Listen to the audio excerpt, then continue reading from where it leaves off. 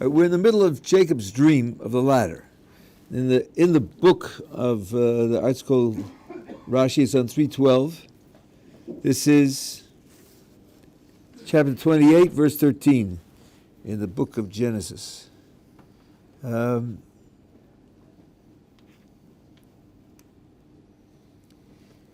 our procedure is to look at the verse and try to figure out what needs help, what is difficult to understand, and then we'll take a look at the Rashi and see what he has to say about it. And try to understand it. So verse 13, and behold, Hashem was standing over him, and he said, I am Hashem, God of Abraham, your father, and God of Isaac. So we said yesterday, it's difficult that it doesn't say father by Isaac, but Rashi doesn't comment on that. I'm really doing Rashi now. I'm not doing everything that's important in the text. The ground on which you are lying, to you I will give it, and to your descendants. Now, as I mentioned to those who've been here from before, I recommend you read it sort of with the mind of a 9-year-old. I see the words. I'm reading a story. Did it make sense? Don't start with great, deep philosophical ideas and speculations and historical references. Start simple. And then if we need to, we'll bring in those ideas, if we have to. But start real simple. Now, if you start real simple, what do you hear when the words are, the ground upon which you are lying, to you I will give it and to your descendants?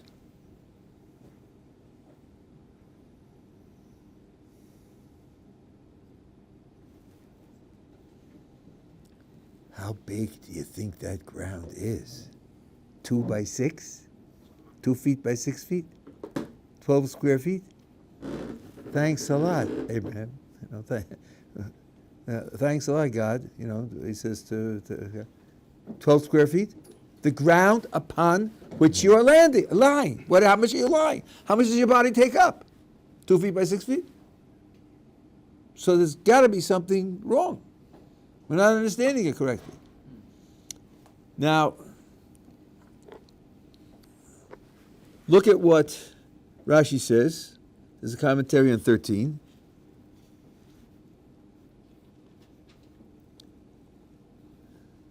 This is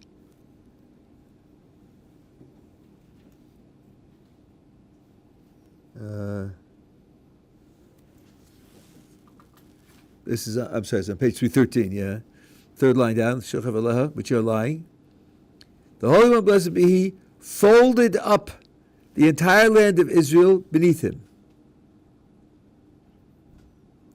That's a sizable area. He hinted to him, he alluded to him, that it would be easy to be conquered by his children. Like 2 by 6 or 4 amos, which is a person's place, the place that your body occupies. This is even al pitin. If you're walking in the marketplace, something around is within your Daled Amos. If you decide that you want to take possession of it, you can take possession of it, because within your personal place. So he rolled it up and rolled it up in such a way that it would be counted as his personal place, to show him that it would be the easy, something really easy to conquer. Now, here you have an allegorical midrash. It does not mean that there was a giant earthquake and everybody else who was living in the land of Israel died at that moment because they all got crushed in the ground that was being rolled up under Jacob. Midrashim generally are allegorical. That's the default position. Maharal says this. The default is that they're allegorical, unless commentaries take it literal, and then you take it literally. But the question is, what's the reality behind the allegory? Okay, it can't be 12 square feet, that's right. Maybe it's the whole world. Maybe it includes China. Why would it be the land of Israel? How does that get chosen to be the particular place? Now, as you will see, the purpose of the entire dream is because he's leaving the land of Israel. Tomorrow he's crossing the border. And he is afraid of what he's losing because he's crossing the border. So God is reassuring him. You don't have to worry about losing out. After all, Abraham and Sarah lived outside the land of Israel for decades. God said to them, nothing that you need is going to happen. They're here. The children that I promised you, you're not going to have them here. You're not going to acquire the position of being the patriarch of the Jewish people. You're not going to get entitled to the land of Israel. Not while you're here. You have to go to the land of Israel. Isaac, his son, was born in the land of Israel. He wanted to leave. He was on his way out. There was a famine. Just like Abraham left, Isaac wanted to leave. God said, don't leave. Absolutely not. Stay here. Famine or no famine. Now, Jacob's being engineered to leave. So he thinks, maybe that's because I'm losing out. I failed in some way, and I don't deserve the things that I've been promised. So the whole point of the dream, we'll see this the whole consistent point of the dream is, don't worry. Your national future is assured. Your personal future is assured. You're not losing out. Yes, Abraham couldn't have it outside. Yes, I told Isaac not to leave. You can leave. You're in a different position. And it's okay for you. So that's the idea of the land of Israel, within whose boundaries he's lying down tonight. And tomorrow when he lies down to go to sleep, it's going to be outside the land of Israel. This land of the boundaries of Israel, this is the land which is promised to you. That's why it's a reinsurance to him. That's what's behind this metaphorical medrash, this allegorical medrash. They rolled up the land and put it underneath him.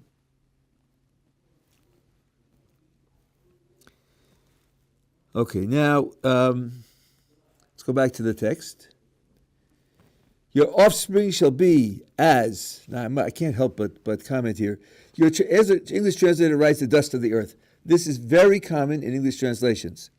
Well, it's not right, because the word for dust in Hebrew is avak.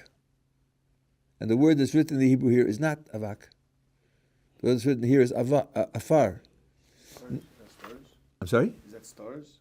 No, good try. You have association, you're right. But the word afar means soil, or in plain English, dirt.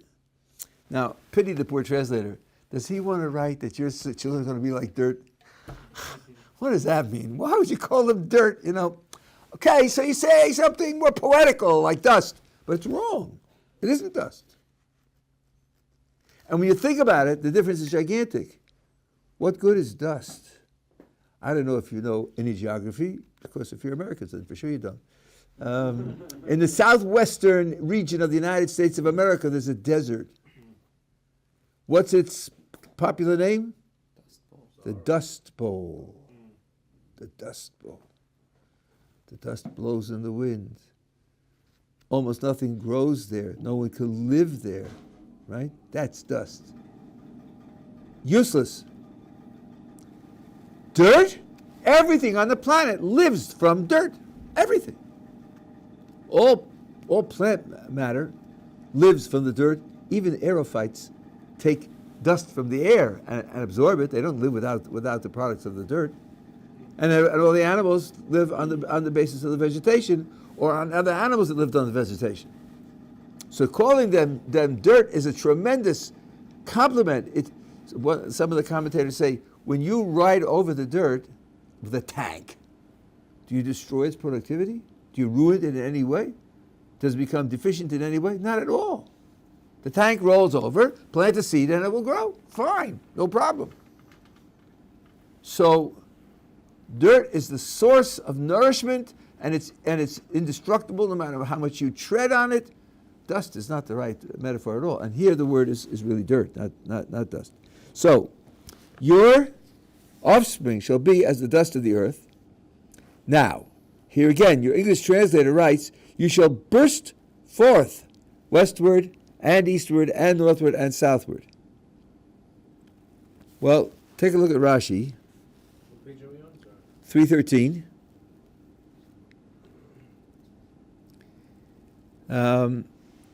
This is verse 14. You shall burst forth. This means you shall be strong. So it's really strength.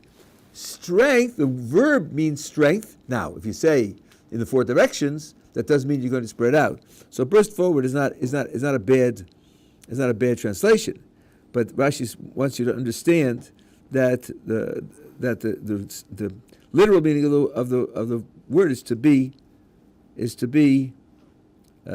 strong. All the families of earth shall bless themselves by you and by your offspring. We saw this by Avraham, and we'll see it again. And Rashi says nothing in here.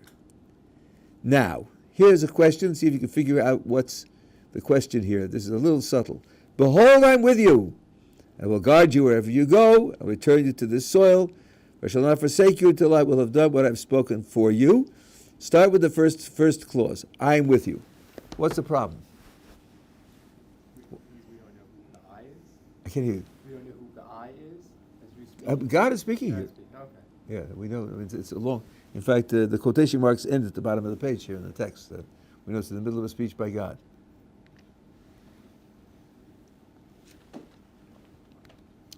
Behold, I'm with you. Behold. Why does there need to be behold?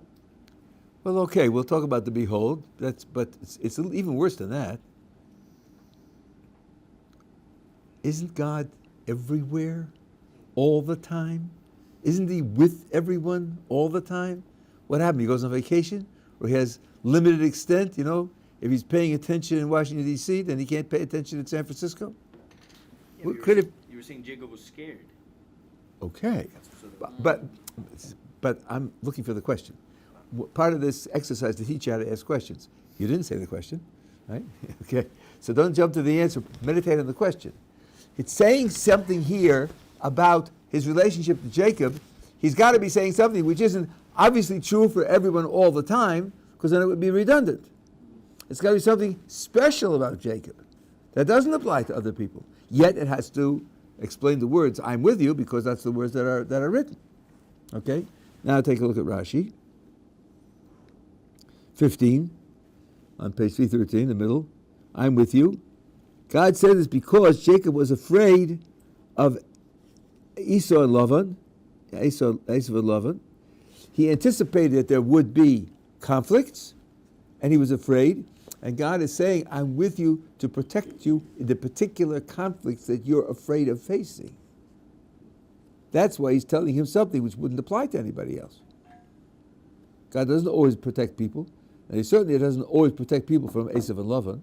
This is a very specific point about Jacob's condition and what he's concerned about. Okay, now he says, behold, I'm with you. I'll guard you wherever you go. I'll return you to this soil, for I will not forsake you until I have done what I have spoken for you. Does that bother you a little bit? I will not forsake you until I will have done what I have spoken for you. He means he's going to forsake him eventually. Yeah, and then bye. You know, we've had it. I will forsake you. That does sound a little brutal, right? So, okay. So first let's find out what it means when it says what I've spoken for you, and then I'll explain why the brutality is not what it seems to be. Look at Rashi on the bottom, 4 lines to the bottom of the Rashi. I have spoken for you. Now, if you know any Hebrew at all, the last words in the Hebrew are Asher Dibarti Loch. Loch sounds like to you. Your translator here translates for you or about you. Well, that needs some explanation, and Rashi's going to work on that. Rashi says, for your need and about you, that which I promised to Abraham regarding his offspring. Let's keep track now. This is what I spoke about you when I spoke to Abraham about his offspring. Well, he didn't say to Abraham, Jacob, XYZ. Jacob didn't exist yet. So what did God say to Abraham that was about Jacob? When he said to Abraham that to you, Jacob, I promised it, and not to Esau. Now, how did that happen? For I did not say, to Abraham. Now look at, if you know the Hebrew, Ki Yitzchak Yikareh L'Chazara, that Isaac will be your continuation, will be considered your offspring. That Isaac. No, I didn't say that. What I said was, with one extra letter, what I said was, Ki Yitzchak, that within Isaac, in Isaac will offspring be considered yours. Not all of Isaac, just within, part of Isaac. Isaac had 2 sons, Jacob and Esau, right? Not Esau, just Jacob. This is what I said to Abraham about you, Jacob. I said it when I put that base in to say that when Isaac will have 2 sons, only part of them, only one of them out of the 2 is going to be the one who's chosen to receive the land. Okay, now, Rashi comments.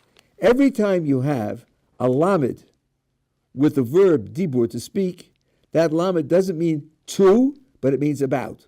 All instances of the word lo, lecha, li, to him, what we would understand is to him, to you, to me, and lehem, to them, doesn't mean to.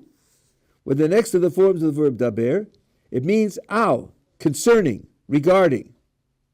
And this example proves it. How do I know that the lamed means concerning, regarding, and not to? This case that we have on the page right now proves it, because Hashem never said anything to Jacob about this. He said it to Abraham about him. He didn't say it to Jacob at all. So if the lamed is here, then it's got to mean concerning, not about. There's another verse where the Jewish people have run from Egypt, and they're a day's distance away, and it says, "Omar Paro lebnei Yisrael." Pharaoh said to the Jewish people, not really. He wasn't talking to them, by cell phone. It means he said concerning the Jewish people who had left 3 days before. So you have to understand that the lamed together with diber is always for or concerning. Now, the deeper point here is this. I want to give you an example. Let's say you're working for IBM, and you believe you've been doing good work, and it's been 2 years you haven't gotten a raise. So you go to your supervisor and say, look, check a look at my record, and notice the fact that I've gotten a raise in a couple of years. I think I deserve a raise. It's now July. Your supervisor comes back in a week and says, you know something, I've gone over with the upper ups, and they say, you're absolutely right. As of January 1st, you're getting a 10% raise. Let me ask you something. Do you say thank you now? I think you do. They just committed themselves to give you a 10% raise in January. Fine. How is your supervisor going to carry it out?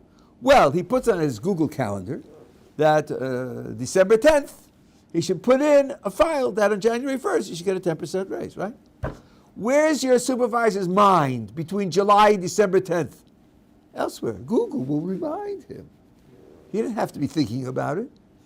Is there any special connection between him and you now until December 10th? Not at all. He's off doing other things. Kosh Baruch was saying here, when Kosh Baruch Hu makes this promise this statement, I shouldn't say promise, makes this statement to Jacob, he's connecting himself to Jacob in a special way. And that connection remains until what he's promised here, what he's stated here, takes place. That's what it means, abandoned. What gets abandoned is the special relationship that's created by the statement. The statement creates a relationship which continues until the statement has been fulfilled, in which case that piece of history is over. And that's what it means. I won't abandon you. Not totally abandon, that's ridiculous. Jacob enjoyed divine providence, for his whole life, as do the rest of us. That's another subject I'm not going into. But so that's what he means about I will not abandon you until. Together so far? Yeah. Okay. Okay. So now it says, this is in Yeshivas we call it a klutz kasha. It sounds like a problem, but when you think it through, you see it was silly to start with.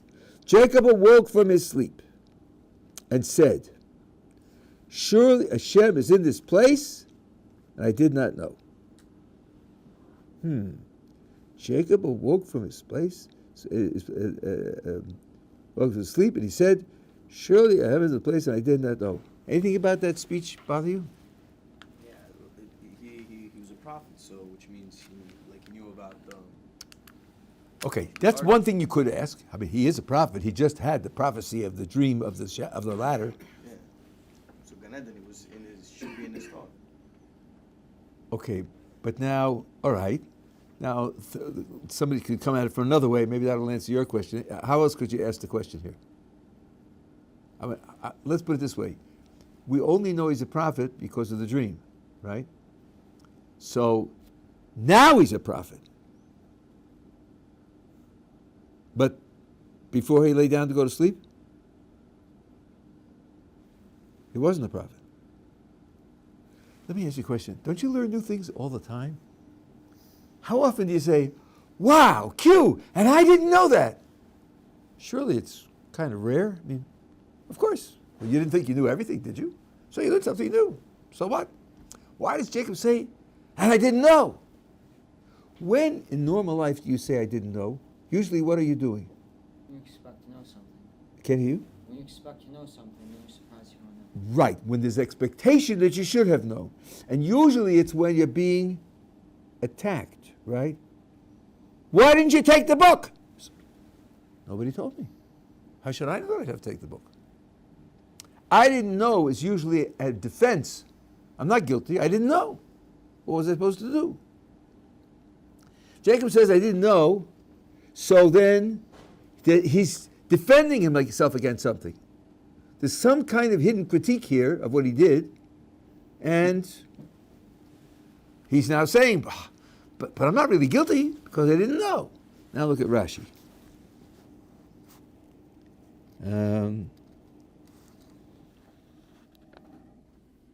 This is on 314, 5 lines down. And I did not know. For had I known, I would not have slept in a holy place such as this. You know that on the Temple Mount, you're forbidden to sleep. Indeed, aside from Malchi Yehuda, you can't even sit down. You go there, you perform whatever worship that you have to perform, and you leave. You don't sack out. But why is he regretting it? Oh, I didn't say he's regretting it. I said he's defending himself. He's saying I'm not guilty. I'm not guilty because I didn't know. What he's saying is, he's expressing his sensitivity. Had I known, I wouldn't have gone to sleep here. I realized that in a holy place like this, I would never do that, but I didn't know. So he's not regretting. He's just, or there's, you see, the word regret in English has certain very beautiful nuances. You're walking down the street. This used to be very common.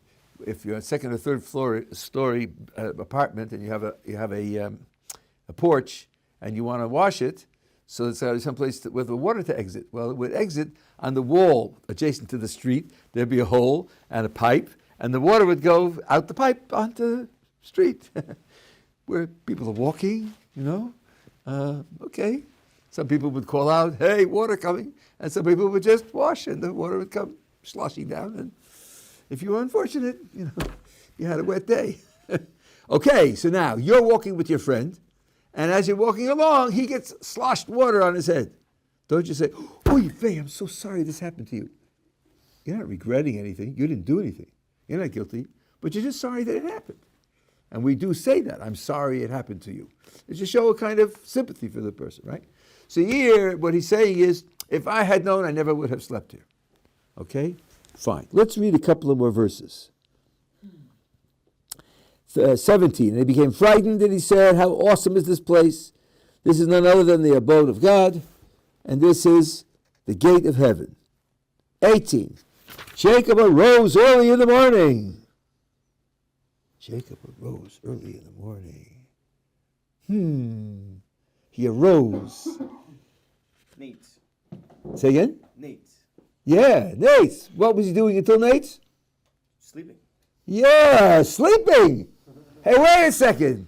Didn't we just say he excused himself? He said, if I had known what kind of place this is, I never would have gone to sleep. He said, okay, I would never have gone to sleep here, but I'm going to take a snooze now because I'm tired. That's not likely, right? So how does it fit together with what he just said? And now the verse says he rose early in the morning. Give me a break. How could he go back to sleep? Right? That needs help. Now, as I said to you, there's a klutz kasha. It's really not a kasha at all.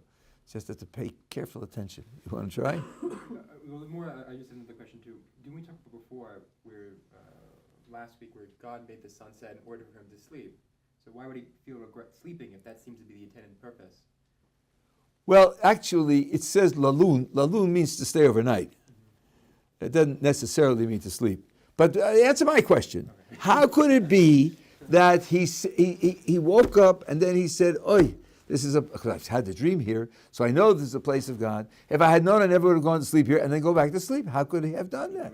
Well, look in the book. There's an answer in the book if you pay attention to the words. We only have about 20 words here, so it's not a big exercise. Take a look in the book and see if you can't figure out the answer. He never woke up. You're guessing. Show me words. Look at the words in the book. I know reading is a hard assignment, I but don't see 18, I only see 17. I can't hit. What is it? So this starts on page 314, verse 16, verses 16 through the beginning of 18. 16, 17, and the first phrase in 18. Yeah. Is it possible that Vayashkim doesn't literally mean arising from sleep, but maybe it's the physical act of getting up? That Okay. He awoke when it says Vayikatz, but he stayed lying down when he said, Vayira, Vayomar, and that all happened while he was lying down. Now it's morning, now he's physically starting to get up from the lying down. Okay.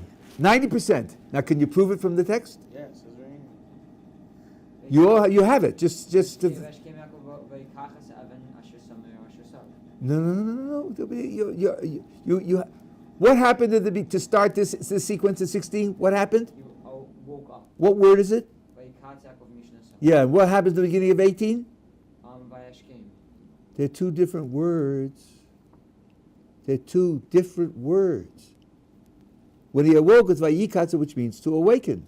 Here your translation is very good. Beginning of 18 is he arose. Doesn't say awoke. It says he arose. In Hebrew, it's a different word, vayashkem. They're not the same word. So you certainly can't assume that he went to sleep. If the first time it says he awoke from sleep with the word vayikatz, and the second that doesn't say vayikatz, you can't assume he went back to sleep. Why not say vayikatz the second time? Now, as a matter of fact, as my middle son told me, the word vayashkem in the Tanakh has a very specific meaning. It means to start the activities of a period of time early in that period of time. To start the activities of a time early in that period of time. It has nothing to do with being asleep. And the proof of it is that God says to the prophet Samuel, I'm disappointed in Saul, I don't want him to be king anymore. And it says that Samuel prayed to God all night, vayashkem baboker, and he arose early in the morning. It says explicitly he prayed to God all night. You don't usually do that when you're asleep. And then it says he arose. So exactly as he said, vayashkem means to get up and go, get going, do something. And by the way, in rabbinic usage, we have hashkamas, Beis Midrash, shachris v'arvis. Learning in the house of study early in the morning and early in the evening. Right? Hashkamas Beis Midrash, shachris v'arvis. In the evening. It doesn't mean he was sleeping in the afternoon and then he got up from his nap. It means to start the activities of a period of time early in that period of time. So there's no contradiction here at all. This is a good example. When you see something that's a contradiction, pay careful attention to the words. If you do that, very often the contradiction will evaporate because you'll notice the words aren't exactly the same. Yeah. Yeah, it also talked about that he took the stone that was placed around his head. We talked about again last week that in the first case when he fell asleep, he had stones around his head in order to protect him as he was sleeping. And so why would he place them around his head now if he wasn't sleeping?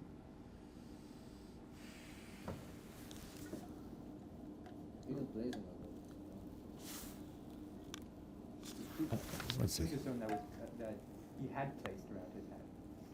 Yeah, I understand. That's when he got, that's in verse 18. Verse 18, he has now started the morning's activities. Verse 18 is where it says he arose. That means he started the morning's activities. If he wasn't asleep, though, why would there be stones around his head? He put them there. What should he do with them? Oh, didn't the stones get there themselves? No, it says he put them around his head. It says that explicitly. Remember they were like arguing, like the stones were arguing. That's right. After he put them around his head, because- because they said, where's he going to put his head? Which stone is going to rest his head? Right. That's why. But that was after he put them there. That was in the case, I thought there was to offer protection while he was sleeping. In this case, if he isn't sleeping, why does he need the stones around his head? He doesn't need them, but they're there already. It's not he's holding them. He's not holding them together. So what should he do in the morning when it's light? Then he gets oil and he anoints them and he makes them into a mound and so forth and so on. Right? But it's the middle of the night now. Right? Inertia. Leave things as they are until there's a reason to change them. That is a fundamental Jewish value. Don't, if it ain't broke, don't fix it, as one of the American wise people said. So now, now that's right.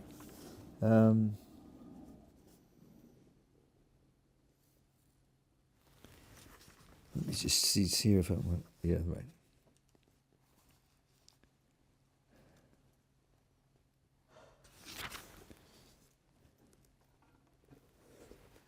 Okay, now we have time to at least start this. Verses 20, 21, and 22 are a vow that Jacob takes. On the basis of the dream and on the basis of his project of going to find a wife and leaving the land of Israel, Jacob takes a vow. This vow has a lot of work that it needs. I want to tell you one thing about it, which we should study now. Let me read it to you. Let me translate it to you. I'm going to change the translation in English in a little bit because the translation in English puts in something that's necessary, but it's not strictly in the Hebrew, so you have to do it on your own. Then Jacob took a vow saying, if God will be with me, pay attention to see if you see where I change it. If God will be with me, and he will guard me on this way I am going, and he will give me food to eat and clothes to wear, and I will return in peace to my father's house, and Hashem will be a God to me, and this stone which I have set as a pillar shall become a house of God, and whatever you will give me, I shall surely tithe it to you. What did I change? So it was yeah. And food instead of bread. Right, I made two changes. Food instead of bread, because the word lechem in Hebrew means food. Yes. In fact, the animal sacrifices are called lachmi korbani. My sacrifices, lechem. The word lechem can mean food generally. As we say, in those times, bread is the staff of life. Bread was the fundamental food, so the word for food became centralized on bread particularly, but it can mean food in general. I don't think that Jacob was asking for bread and nothing else. He was asking for food, for sustenance. But the big change is that I took the word then and changed it to and, because there's no then in the Hebrew. There's no word for then in biblical Hebrew. When you start a sentence with im, which means if, you sort of have to figure out where the transition from if to then is. You have to figure it out on your own from the context. You're supposed to be able to figure it out. Now, if it's im, a, and they're all joined with vavs. They're all joined with vavs. Every last one of those vavs means and, except for one of them, which means then. And there's nothing, no little star, this is the one that means with, which means then. No. So if you have im, A, and B, so you got only two things. So it's got to be if A, then B, because there's nothing else there. But you got a lot of clauses here. Let's go through them and see if we can pick out candidates for where the then should go. And then I'll show you that the commentators are split on the issue. So, what is the general sense of this vow? The general sense is, if God will do for me, then I will do for him. Right? In the end, it says, I'll make this into a house of God, and I'll give a tithe. That's what I'm going to do for him, and he's going to do these things for me. Where's the shift between what God is going to do for me, which is in the if half, and what I'm going to do for God which is in the then half. So let's go through. If God will be with me, surely that's God doing for me. He'll guard me on the way that I'm going. He's doing that for me. He will give me food to eat, clothes to wear. He's doing that for me. I will return in peace to my father's house. Then. Is that something that I'm asking God to do for me, or something that I'm promising to do for God? Could be either. Okay, I hear him saying it could be either. Okay, now to settle this, look back at the end of the dream on page 313.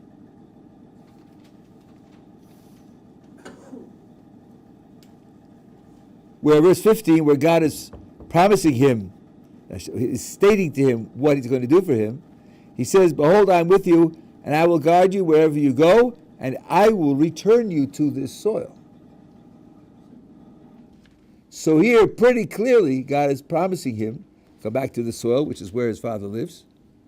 So over here on 3:16, when Jacob says it, I'll return in peace to my father's house, that's what you promised, you stated that you would do for me, and I'm saying if it will happen. Okay, next. Hashem, well, let's skip this one for the moment. Hashem will be a God to me. Let's take this stone which I have set as a pillar shall become a house of God. That's something he's promising to do. I'm going to make it into a place of worship. So the then certainly comes before that, and I'll give a tithe, also comes before that. So there are really only two places where it could shift to then. And the key phrase here is Hashem will be a God to me. It could either be, like your translator here puts it, after that, and that is also something he wants Hashem to do for him. Or you could put the then one clause earlier and say, if you do all these other things for me, then Hashem will be a God to me. I promise to pledge allegiance and to serve God in a particular way. Both choices are hard. Both choices are hard. And that's why Rashi and the Ramban are split on where to put the then. What the one that puts it where your translator puts it, although I've spoken about this already today, but the problem is there. Hashem will be a God to me. What's the alternative? He won't be a God to me. He'll only be a God for the Chinese, not for me. God is God of everything, of everyone, always, everywhere, under all conditions. How could that be something he's asking for when it's automatically guaranteed? The answer, of course, has to be, it's describing a specific relationship that God doesn't have to other people. God is, yes, in control of the whole world. God should be worshipped by the whole world. God is running the fortunes of the whole world. But in the case of Jacob, there's something special that he doesn't have as a relationship to everybody else in the world. That would have to be explained. That's where Rashi takes it. The other way is more difficult. If you do all these things for me, then I promise that you will be a God for me. Wow. You're making your pledge of allegiance to God conditional on God's doing all those things for you. Shouldn't that be unconditional? Shouldn't that be absolute? My pledge of allegiance to God depends upon the things he's going to do for me? That's very hard to hear. The answer to that is the following. When you say, if you'll do something for me, I'll do something for you, there are two ways to take it. One way is a deal. I'll make a deal. Let's have a partnership. You do this for me, I'll do that for you. You build me a bridge, I'll pay you. We're working on a project together, and we're committed to do things for each other. That's one way. But there's another way. Suppose someone's going out to war, and he's worried. People are going to be killed out there. And suppose he says, as we have in the Tanakh, if, God, you preserve me and enable me to come back alive, I'll offer a sacrifice to you. This isn't exactly the exchange idea, because there's no other alternative to the if. Suppose he doesn't come back alive. Suppose he dies. Well, then he won't be able to offer a sacrifice, will he? He'll be dead. So here the sense of it is not if you do for me, I'll do for you, we'll have an exchange, implying that, well, you know, if you don't do for me, then I won't do for you because it's not a good exchange. Not fair, you're not playing your part. Here it's, if you make it possible for me, this is what I'll do. But there's no second half, and if you don't, then I won't. See, I'll just spite you and I'll leave it out because I'll be dead. So there's in the first type where it's a deal, where each one's doing for the other, you could say he's going to make his worship of God dependent upon getting benefits. If you do these benefits for me, then I'll worship you. If you don't, I won't. But he doesn't mean it that way. After all, what is he asking for? Food to eat, clothes to wear, protection against his enemies. If he doesn't get that stuff, he's going to be dead. And then worshiping God isn't possible. So what he's saying is, if you make it possible for me to survive, then I will worship you in a particular way. That's half of the answer to what we need to answer. Yeah. So is this like going with the explanation of, I think it's Ramban who says that if God keeps me alive until now, and therefore it would be possible for Hashem to be Elohim to me, as a result of that, I will be now able to do the Evan, Hazos, Samti Mativa, and such and such. I think that's right, but I think you said it in a misleading way. For the Ramban, the Hashem will be a God to me is what Jacob's going to do for Hashem. You're reading Rashi into that part. What Jacob's going to do for Hashem. So the meaning of it is in the Ramban is this. We said that this whole dream, which I'll explain tomorrow in detail, this whole dream is about leaving the land of Israel. God has a special relationship to the land of Israel. His providence here is on a different level. His attention to the land of Israel is a different quality of attention than he has to elsewhere. That's why Jacob was worried about leaving the land of Israel. So Jacob says to God, Rabbi, he saw the angels. There are Israeli angels and external angels. You know, they're the FBI angels and the CIA angels. He's leaving the land of Israel, he's getting the CIA angels, right?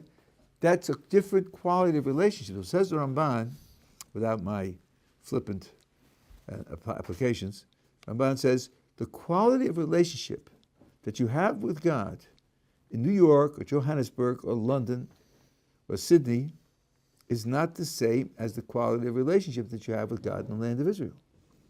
I'm leaving. So the quality is going to change. I promise you that if you make it possible for me to return, I will reconstruct that quality of relationship which is possible in the land of Israel. That's what he's promising to do. And I just want to add that it should be obvious to you that living in the land of Israel doesn't make it guaranteed that you'll have that quality of relationship. Go to Dizengoff Square and you'll see that that's true. So the promise that he'll work on reconstructing it is a substantive promise. So that's how the Ramban puts the then before this clause and puts it into something that Jacob was promising to do, even though that may sound difficult at the beginning, but I think we've answered the problems. Yeah. Hashem has already said that he'll be with him in that way that protects him. Why does he even need to state all this? Why does he even need to make the vow or anything? Because he's already essentially been given the assurance. And this is a wonderful question, and that's why I kept correcting myself. When I said instinctively promise, and I kept correcting myself to say statement. Here asking, I'll talk about this tomorrow, he's asking, if God already said these things are going to happen, why does Jacob say, if you do these things for me, then this will be the result? What's the if? Why didn't he take it as guaranteed? God said it's going to happen, right? We'll answer that tomorrow, along with some more details. You're saying it was made.